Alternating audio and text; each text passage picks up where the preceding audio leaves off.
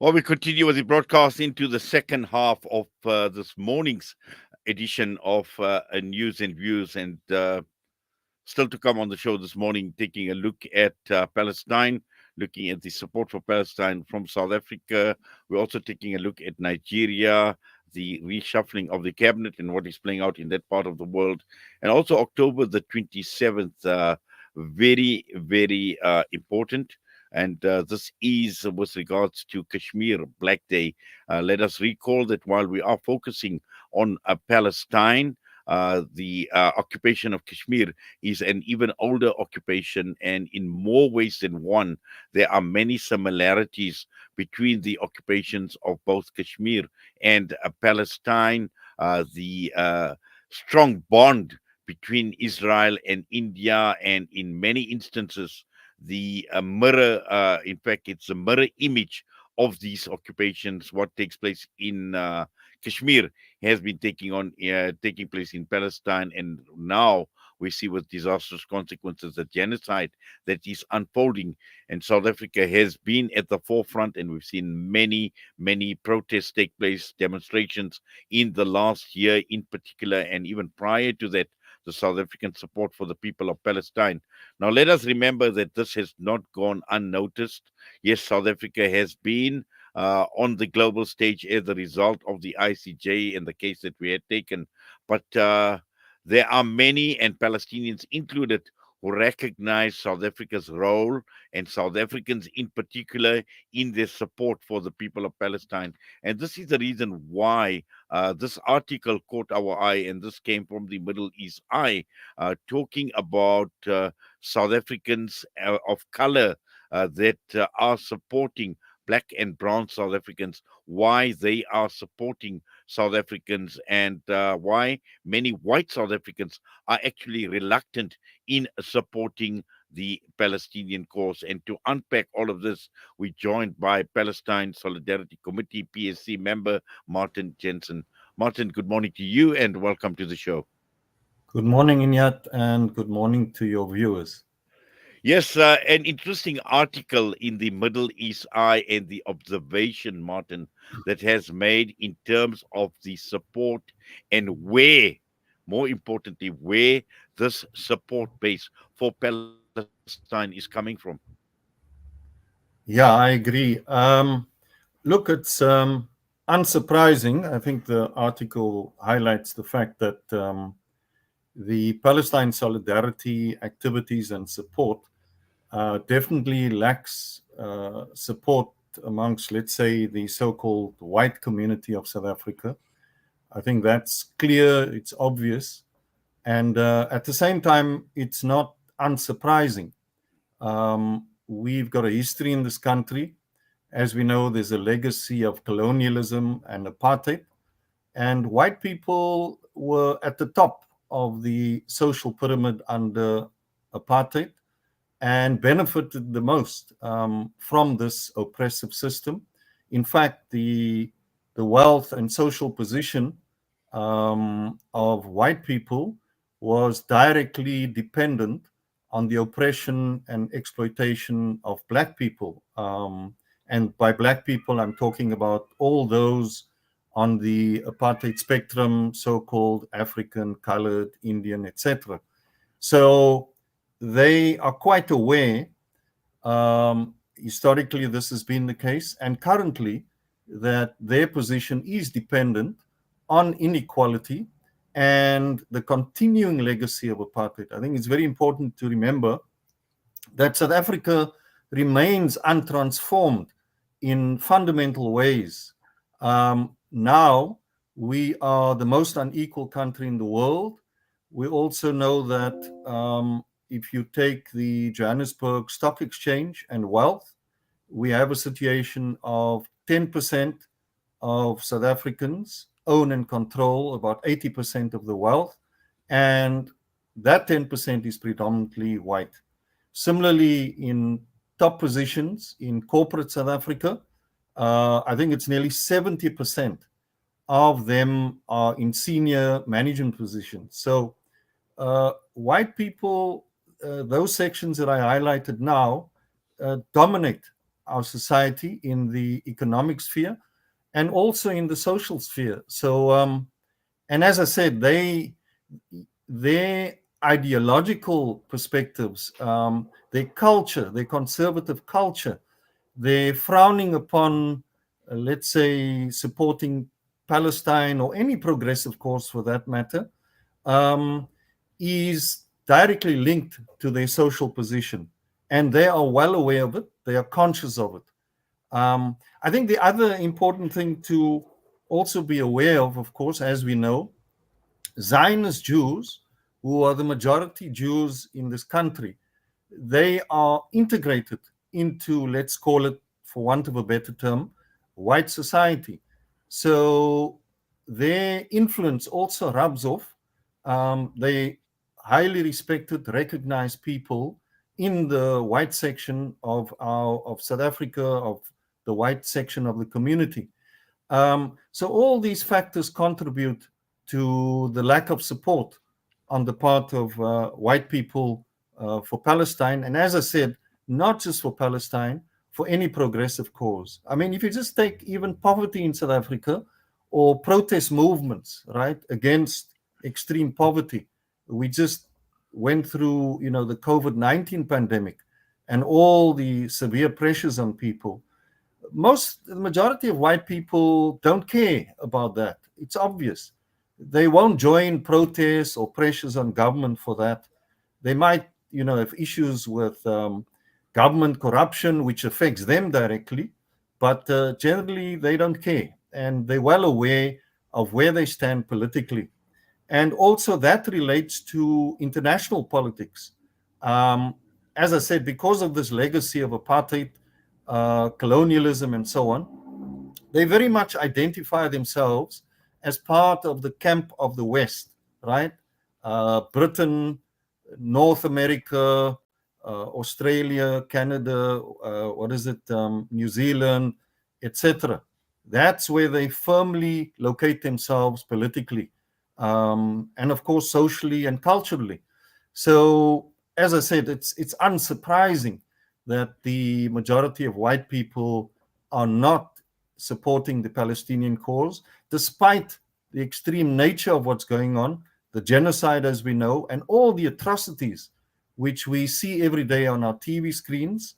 Um, and yeah, so that's where they're at, and it's quite disappointing, of course, because as I said, South Africa remains untransformed, including in several spheres of life. If you just take education, for example, if you just look at the history that's been taught, if you just look at the schooling, the disparities between wealthy schools and poor schools, what are the teachers? Those teachers are still teaching very much the same politics, the same ideology, culturally, even in sport, etc.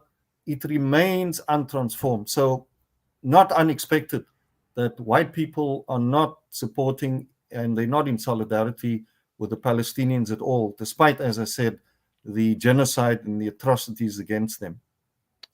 Yes, Martin, it's said that in South Africa we call ourselves a rainbow nation, and we're supposed to be united in a purpose as far as South Africa is concerned, and also looking at our colonial past, the colonial history, the legacy of apartheid.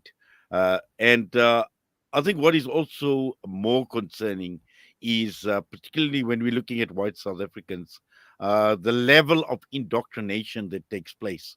Now, you mentioned powerful bodies, powerful groups like the Zionist Federation, and also their influence on big business, but also at the same time looking at the role of media and how many white South Africans have been influenced by media narratives.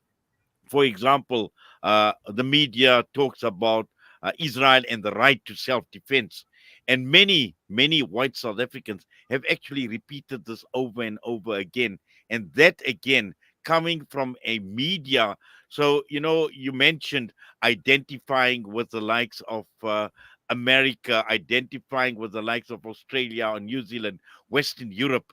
And sadly, The media identifies with media, with global, with corporate media right across the world, particularly. And this is where this narrative comes through. And this narrative is now filtered down to many white South Africans who believe that Israel has this right to self-defense, and obviously all many of the other issues, many of the lies that have been debunked, and also political parties that have basically repeated these narratives over and over again.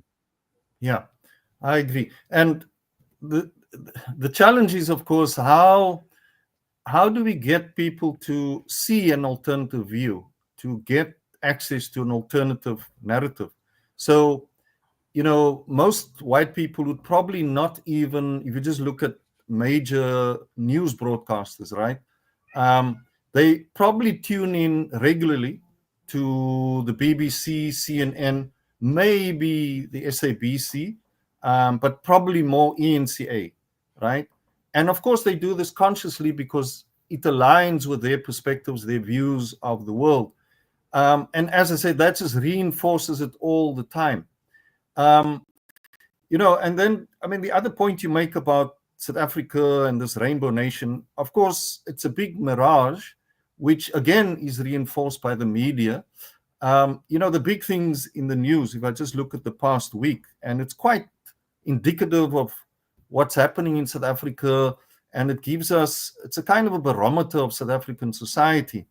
Two big things that happened over the past week in the news. The one was, Pastor Ray McCauley. His funeral service, which was broadcast, by the way, on all our news broadcasters, was a big, big event. And then, of course, the other one was the announcement of the divorce of Sia and Rachel Kolisi, right? Now, if you just look at both of those more closely, and the cultural dynamic of the so-called New South Africa, Ray McCauley traditionally came from the apartheid era, made it big as an evangelical pastor. It's interesting, I mean, just looking at the audience at his funeral, the majority were upper class, middle class, wealthy Black people, okay? So culturally, they have adapted themselves to what, let's call it, white culture, and attached themselves to Ray McCauley's church for whatever reason. And of course, just listening to the speeches that were made by the likes of someone like Tokyo Sexwale, there was nothing progressive, nothing political at all. And of course, Tokyo Sexwale himself politically has shifted to the right. So sections of the upper echelons, the new wealthy Blacks, have attached themselves to the dominant wealthy white people in our society, and they have become more or less the rainbow nation that we refer to. But for the majority of Black people, they don't get close, right? And so it's an integration of their social position, wealth, and status with the ideology, their religion, etc., etc. And I can bet you that the overwhelming majority of those who had Pastor Ray McCauley's funeral would probably not be supporting Palestine at this moment. And we know that Tokyo Sexwale himself took a position some years ago in FIFA, which basically botched any hope of FIFA kicking out Israel, right? I mean, the other one is, of course, just if we look closely at Sia and Rachel Kolisi, Sia, in where is he? He's gone up in society. He's a fairly wealthy man. Together as a couple, they were. Which schools do the kids attend, right? What is Sia's social? So now I'm not suggesting that Sia has deserted his family, but what is the dominant culture within Sia and Rachel Kolisi's home? Is it the closer culture or working class Black cultural norms that are prevalent there, let alone ideology? Probably not. The kids probably speak English, go to a wealthy school, a private school in all likelihood, etc., etc., etc. So it's the dominant culture because that's what we're getting from our ruling class, right? Our ruling elite, through the media, through education, and of course the lack of transformation in South Africa that we've experienced over the last 30 years. Martin, is this likely to change? I mean, can white South Africans look at things differently, their mindsets, and when everything is blatant, when everything is open, when one sees images, the most horrific images that we've been seeing in the last year that we've never ever seen on our screens before. I mean, what will it take to actually change people in terms of their thought, in terms of the issues that they should be focusing on, and more importantly, to stand up and talking truth to power, to stand up against injustice, to stand up against oppression? And yet, not is it not likely to change, but it's worse. It's likely to get even more and more worse. The attitudes and positions of those who occupy the upper end of our social pyramid, right? White people in particular. They are more likely to become more and more conservative under current conditions. And we see this. Now, if you remember, there was that period in the late 80s, early 90s, right? Where suddenly, I mean, if you go, in fact, even earlier, where you had delegations of academics, business people going to meet the ANC in Lusaka, right? And that reflected in the media as well, the softening of the attitude, the need for negotiated settlement, etc., etc. You had a period where white people, led by the ones that I've mentioned now, were kind of more amenable to a new South Africa, supporting a negotiated settlement, even the Afrikaners, with the Nationalist Party leading that process, right? So there was an opening for that to happen. And that was largely determined by the strength of the black working class in the struggle against apartheid, okay? There were the uprisings here, there were sanctions applied, etc., etc. So white people were forced to reconsider their positions about South Africa, and very importantly, their future, because they were in a situation of crisis. Okay, so it was the pressure from below that forced them to shift.